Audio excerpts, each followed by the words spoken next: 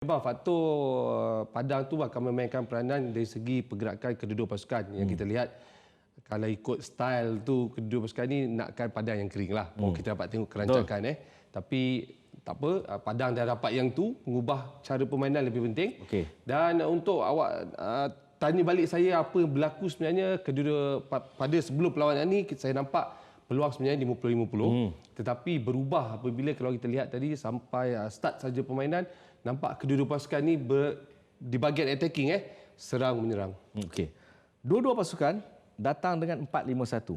4-5-1 ni saya ambil rumusan mudah je. Defensif solid tetapi space limit. Tambah pula central midfielder kena banyak kerja. Jadi tiga elemen ni kalau tak dipraktikkan betul-betul akan mengundang sesuatu. Betul. Saya setuju kerana bila 4-5-1 tu berlaku tu crowded tengah di bahagian tengah, terutamanya ada 3 player nanti di bahagian tengah tu nak buat gerakan balance tu yang menarik tu Selangor dengan kedudukan pemain Selangor dengan Terengganu dekat tengah tu fight. Tapi mesti datangnya gol atau pergerakan di sebelah kiri dan kanan lah. Itu tactical plan yang berlaku banyak lebih saya ambil daripada pasukan Terengganu. Kerana pertukaran pemain berlaku. Pada saya terus rumuskan bila Hakimi dan Faizal dibawa keluar, Syakir dan Rahmat masuk, dan itu sebenarnya turning point untuk Terengganu menang. Patutnya Ifidayo dah boleh bawa sesuatu. Insiden Nasir Basarudin tolak Brandon Gunn tu. Kesalahan memang kita nampak jelas di bahu Ifadayo lah. Kerana sebagai reputasi penjaring leading by scoring, penyerang import boleh menjadikan gol, penalti dipersiakan, dan ini gerakan jelas kesalahan Nasir sebenarnya menolak laluan bola tu ke Brandon Gunn. Satu keputusan yang saya anggap tepat. Dan pada mulanya kita dapat lihat sudah pasti ini boleh kelebihan daripada Selangor untuk mendapatkan jaringan. Kita tengok daripada teknik sendiri pada Ayu. Tapi mungkin sedikit teknik lambat ataupun pergerakan nak ambil tu lebih nampak dia berhenti kepada Suhaimi. Yes, dia berhenti tu. Gambaran ni tak berapa jelas tapi di belakang ni kita boleh nampak Suhaimi dapat membaca bola tersebut. Kemudiannya bola terkenan Nasir Basarudin. Kali ini dia tak mempersiakanlah untuk menghasilkan jaringan bagi pasukan Selangor. Ifidayo secara keseluruhannya perlawanan malam ini, still masih lagi penyerang yang memang boleh menjadikan gol. Dia tahu dia perlu melakukan gerakan sendiri pun boleh, menerima hantaran pun boleh, dan penalti ini dia tidak persiakan, mengubah sedikit kedudukan penalti itu. Nampak Suhaimi bergerak di sebelah kiri, dia mengubah sebelah kanan dan di bahagian tengah. Lebih menarik sebenarnya dia tahu, dia sedar bahawa sepak kapitani pertama itu merugikan dia. Ini 7 aksi pertama, 6 aksi terakhir. Rekod 2021 13 gol. Jadi dia telah melepasi angka pada musim 2020 dan juga 2019 dengan 12 gol masing-masing 2020 dengan pada 11 perlawanan dan 2019 pada 10 perlawanan. Jadi Ifidayo masih lagi jadi senjata utama untuk pasukan Selangor.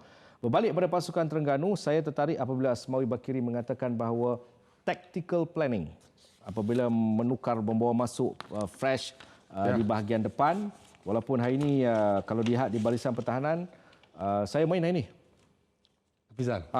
Saya main hari ini di barisan pertahanan. Hafizal Muhammad, Carlos Fauzi dan juga Azharun Nazarit. Menariknya kita tahu Nasir Basarudin Aceh adalah seorang pemain yang dia boleh bermain di defensif, tetapi hari ini komitmen dia di bahagian atas dan juga bawah itu yang beri satu bonus untuk pasukan Terengganu. Ya, dia selalunya defensive midfield ni akan imbang attacking dan defensif lah, dan dia kena bertembung dengan Brandon Gunn di bahagian tengah dan Ted Aung juga dekat situ. Kemudian dia ada Olive Booth. Dia kena mengawal 3 pergerakan Selangor punya midfield di bahagian tengah. Itu peranan Nasir. Cuma berlakunya tadi kita lihat kesilapan dia lah, walaupun dia usaha untuk melakukan blocking di dalam D-box tapi kena sempatkan penalti. Tapi tugas itu sekurang-kurangnya dia mampu bawa dan imbang untuk pasukan Terengganu. Ada 2 perkara yang berlaku pada jaringan dihasilkan oleh Engku Muhammad Syakir. Yang pertama percubaan dari Arif Fadilah, kemudiannya follow up Engku Syakir untuk membawa kepada satu cerita. Cerita yang kedua, apa yang dilakukan oleh pertahanan Selangor ketika bola yang pertama travel tu.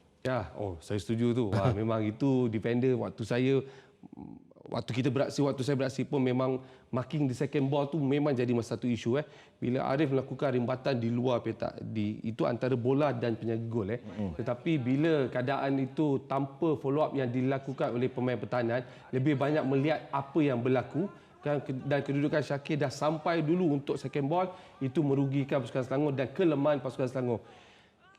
Dalam kajian, dalam statistik, every game akan bolos, every game akan bocor, every game akan individu membuat kesilapan.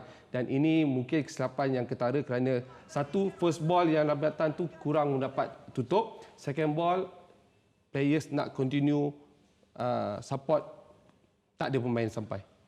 Yan Suhaimi, kedua-duanya sibuk. Suhaimi Hussein di gawang pasukan Terengganu, Yan di gawang pasukan Selangor. Tetapi apa yang menarik tentang Suhaimi ini adalah komunikasi yang hanya akan bermula daripada Carlos.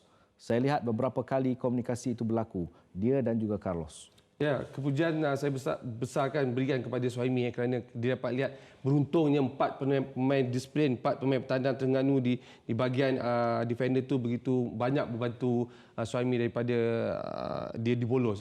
Dan kalau kita sentuh Carlos de Murga duduk di bahagian bawah sebagai lead defender, saya rasa itu antara pengaruh terbesar waktu bertahan yang ada pada pasukan Terengganu. Okey. Jaringan ketiga dari Carlos juga menarik kerana pemain ini datang, ada dua. Yang pertama kalau kita lihat masa dia try dia cuba first half tu. Yang keduanya datangnya dalam posisi yang saya katakan out of nowhere. Okay. Tiba-tiba bola tu terus dia masuk. Okey, di situ juga melihat kepada ini prinsip bertahan, pada kedudukan bertahan, shape of bertahan.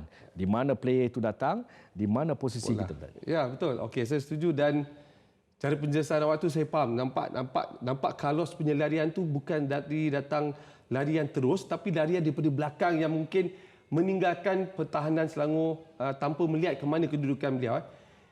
Kalau faktor cara bertahan tu untuk defend mungkin satu kesilapan besar, tak nampak bola ataupun tak nampak orang. Dia tidak boleh kehilangan kedua-dua pemain sekali.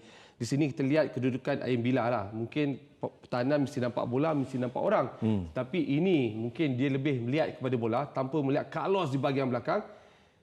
Kepujian diberikan kepada Carlos bukan ini percubaan dia yang pertama, dia dah masuk, saya ingat ini yang kedua dan ketiga. Betul. Di depan gol untuk pasukan Selangor dan dia boleh menjadikan gol. Jadi defend lah problemnya. Defend? Defend lah. Jadi apa lagi? Defend lah. Perlu tukar je lah. Kan nak habis season ni. Dia Selangor ni sekarang ni dia bukan tukar dah. Dia dah cuba 4 ke 5 pemain di bahagian tu. Okey. Di bahagian tengah. Tak apa, kita cuba sampai boleh. Okay?